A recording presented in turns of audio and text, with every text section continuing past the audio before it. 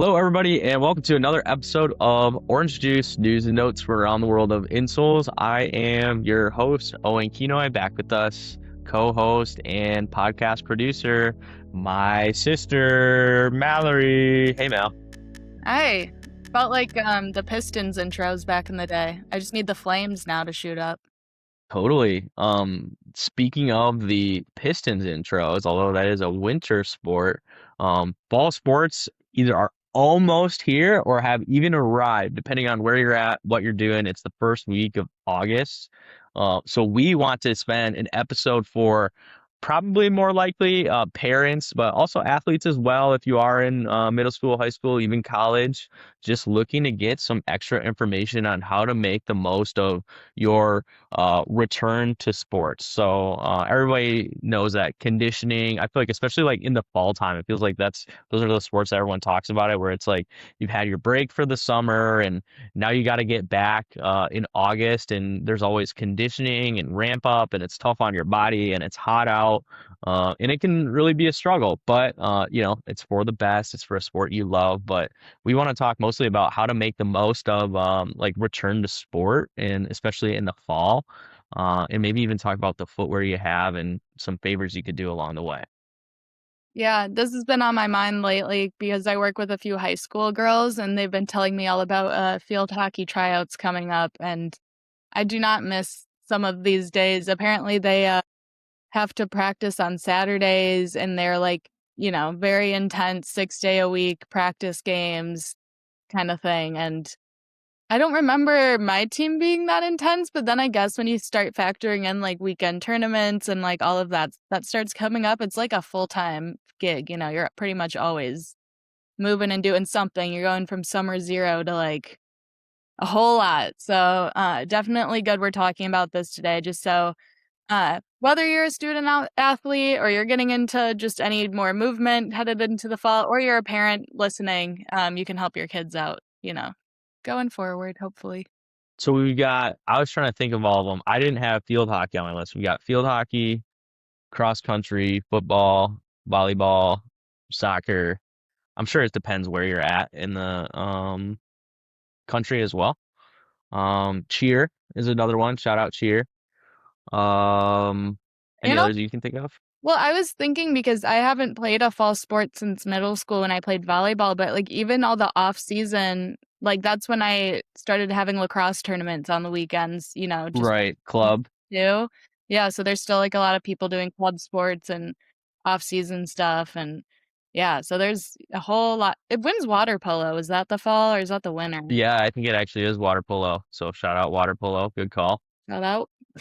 Um, if we forgot your sport, definitely let us know. We are so sorry. But when I think of this time, quick story. As a family, obviously Mallory knows this. She's my sister. We would vacation to Pentwater at the end of every summer, or usually like the last week of July.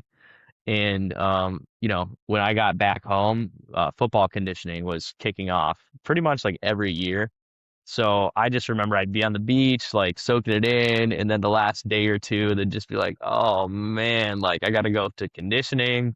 I would do some runs up and down the pier to try to get ready, but I didn't do nearly enough. And then this was kind of my like the personal story. I mean, I'm 30 years old and I still remember it, and it was like in sixth grade. But we had conditioning and we had a new offensive line coach or new lineman coach, and of course I played on the line, and he didn't let you just like stand during your water breaks. You had to like stay squat in like your lineman stance. And I was like, oh my gosh, dude, I'm gonna die. Like I like couldn't even drink my water properly because I had like the massive like jug that I had to tip up and my legs were just like dead. So there's my fun, like I guess not so fun story about conditioning and kind of how I remember it. But I also wasn't the most fit kid. So I think I had a harder time than some other kids out there too. I feel ya. And I had my coach giving me Dove chocolates and Fiji water on the side, so I didn't even What do that. what's that story? Oh, I thought you knew. Chuck, my goalie coach, always had a full like 6 pack of Fiji waters for me, and it had Dove chocolates. He would just feed me throughout the game. So I was like spoiled. And then if the other girls were doing good, he'd give them a little Dove chocolate on the sideline. If not though, no chocolate for you. No chocolate. I love that. So yeah, we're gonna talk about the first weeks and how they're tough, but let's get into why they're actually tough. Like what's actually happening. Sure, you're quote unquote out of shape, but like what is your body going through, or the athlete in your life's body going through? Sudden increase in running, jumping, and cutting, really amounts to it can amount to tighter muscles and limited recovery, especially if you're not used to something like that. So that's where after activity you may experience increased soreness, but also if you're not stretching well enough, there is an increased risk of injury as well. A lot of times this is also amplified by some of the hard playing surfaces. I know for football on the practice field was basically dirt covered by dead grass. Like they didn't consistently water it, at least the one that I had to use for most of my playing career. So that was always tough.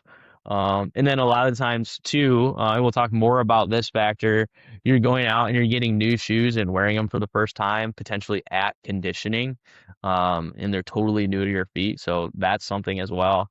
And then those shoes don't even have specific support, especially for all the ground and pound and running and jumping and cutting that you're doing. So really, there's just many different factors adding up all at once, making the first few weeks tough. Of course, your body does get used to it over those first couple of weeks as well, and ultimately it becomes easier. But again, there are ways just to make that transition.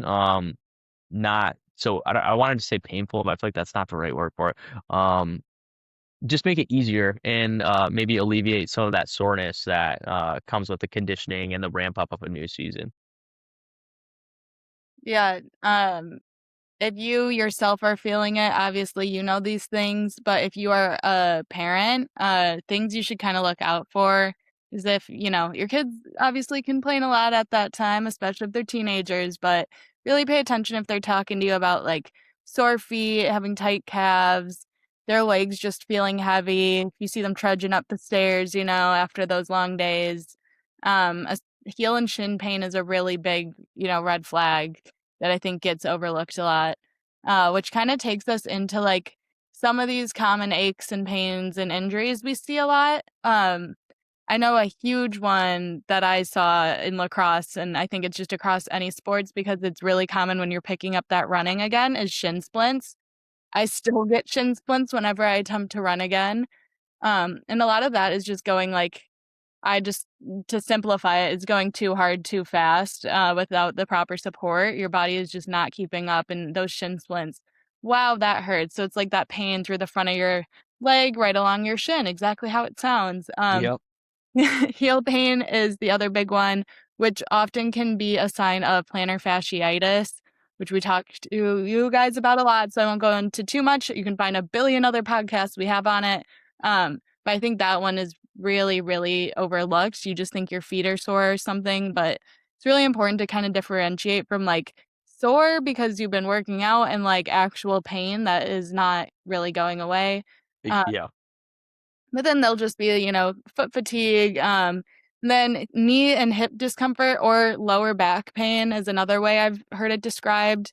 This was me. I have hips that they like to come out of place a lot. So I would have really, really bad lower back pain in sports, but it actually was my hips being not in alignment. And I'd have to go to our school PT to get that one fixed. So definitely something to think about. Sometimes where we feel the pain often isn't also like where the issue is. So something to keep in mind if you're trying to self treat, at home by massaging it out, you may need to do a bit more. 100%. And I'm glad you mentioned that because you mentioned like having some problems with your hips, right? And there are all sorts of stretches and exercises that we'll get into. And also we've done a lot more on that in the past. So definitely do some more research. This is again more of like a higher level thing. And if you do have a specific injury or ailment, definitely check with if you guys have one, a trainer, but then more importantly, doctor, and just get checked out. So why this is actually happening though, again, to go into more of the science is your body's foundation is your feet. And if your feet aren't properly supported, or if they aren't able to properly support the rest of your body, that's where some of these other aches and pains start to come in. I've said this, I feel like on most every episode, but it just applies where, so again, let's say you don't have the proper support, your feet then start to roll in or overpronate, and then your ankle starts to twist, your knee rotates in, your hip dips, and all of this is putting more stress on each of those different parts of your lower extremity, amounting to pain, discomfort, injury, whatever it may be. And of course, if you aren't properly conditioned, like we're saying, when you're doing more of that ramp up, that's where the muscles in your feet and your lower extremity aren't able to support you as well. And some of these injuries can come into play. So that's why it's important to keep in mind, hey, like, what are we putting on our feet? What's going on with our body? How is it responding to some of these activities? And with some rest, am I improving or are things getting worse? So it's just really important to keep all of that in mind as you are moving through your ramp up or your conditioning period.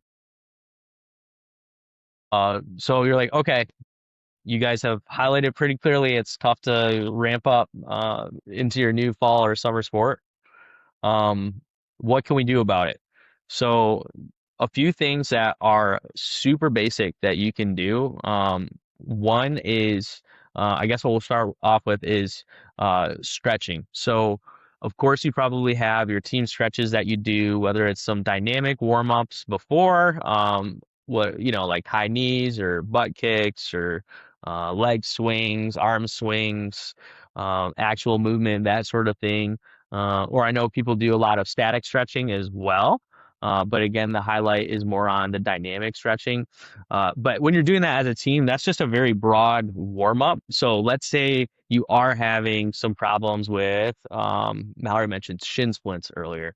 So it just so happens that um, with shin splints, if you again don't have the proper support in your feet or your feet aren't even stretched out properly, that will impact them. But also your calves are really huge in making sure you have your calves stretched. So maybe you have a small routine that you do 5 minutes before everyone gets started, where you're specifically working on your few calf stretches that you have, or your hamstring stretches, or whatever it may be. And then that way, that kind of what we'll say problem area that you're experiencing is already stretched out and primed a little bit. So when you are just doing that general team stretch, it's gonna help you out. Just get off on the right foot and make sure you're loose and ready for your activity.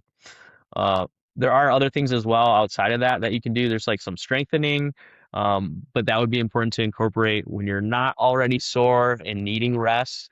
But that could look like things like doing some calf raises, even just squats like without weights. Obviously, squats with weights would also be impactful, but you think about like your younger athletes, it doesn't have to be with additional weight. It's more just about promoting that movement and mobility, and also like single leg balances, glute bridges, and the last thing that I'll throw in, which is not a throw, we've done full episodes on all of these things, but is to also prioritize sleep. No late nights, you got to get your sleep. And hydration is huge as well. Not only to make sure you're just like hydrated and feeling your best, but also to hydrate your muscles specifically as well and help them act at their best too. Yeah, and I just want to again highlight if you have access to a trainer, a PT, a doctor, please use that resource. If a good example is just right now, I've been having like a lot of outer knee IT band kind of pain. Talk to the PT at Playmakers about it. Shout out Injury Clinic, free on Wednesdays. I think that's still going on. It Uh, is. yep. And then I learned a lot of that is coming from like a weak outer glute. So we like, went over doing some clamshells and a couple other moves I can do, and coming up with like a 5 to 10 minute routine to help treat that pain. And I would never think, oh, outer knee pain, I need to do clamshells because like, how does that make sense? But again, I've used, as you guys have heard us talk about a billion times, it's a chain, and using our doctors, trainers, PTs as a source to identify what in the chain is causing this pain is really helpful so you're not wasting your time trying to figure it out yourself. And again, with that routine too, they can help you come up with like the most effective, like say 3 exercises for you to do. And so you can do, those like 3 things consistently instead of doing a weird BS hour routine once a week because you can't keep up with it and you don't really know what you're doing. So consistency is so much better in this case, and use the experts so you're not guessing and wasting more time trying to treat and figure out whatever injury or pain you're dealing with. Very well said. Yeah, definitely use your resources. Again, purpose of us here talking today is just to give you these higher level ideas heading into the season. And then, if you are really having some issues or your athlete is, yeah, absolutely seek that help. And you'll probably skip a lot of the guesswork and get right down to solutions, which realistically is what everyone wants. I mentioned earlier the uh, the footwear part of this whole equation, which is super important. I feel like I remember before the season would start, I'd be like, oh man, I need a new pair of cleats. Let me head to the store like week before, pick them up, try them on, and get going. And a lot of the times I found out that they weren't fitting appropriately, or, maybe I just needed to lace them a different way or this or that. But that was coming after, a full session or two of conditioning and maybe some blisters and whatnot as well. So try to get ahead of that. Even if you are in a pinch and you're buying the shoes, like within a week or so of the start, really put them on and go out and do your activity. I know, like for football, that would probably be the hardest, honestly, depending on what you do. Like offensive lineman, I'm just picturing you guys. Shout out if you are listening. But yeah, put on your shoes and like go play in the gym, whether it's volleyball or get out on the grass with your cleats, do some cuts, do some movement, go for a run, and just see like, hey, are these working the way that they're supposed to? Do I need to add an insole potentially, which we'll talk even more about in a second? Do I need to lace them differently? Do I need a different size? What is it that will help me feeling my best on day one? Because again, like we've already highlighted, there's so much going on day one of conditioning or ramping up. The last thing you want to do is be worrying about your shoes. And then with that, most shoes generally do not have what we'll call like targeted arch support or like really focus on support features, especially your cleats, your volleyball shoes, all of that sort of stuff, your running spikes.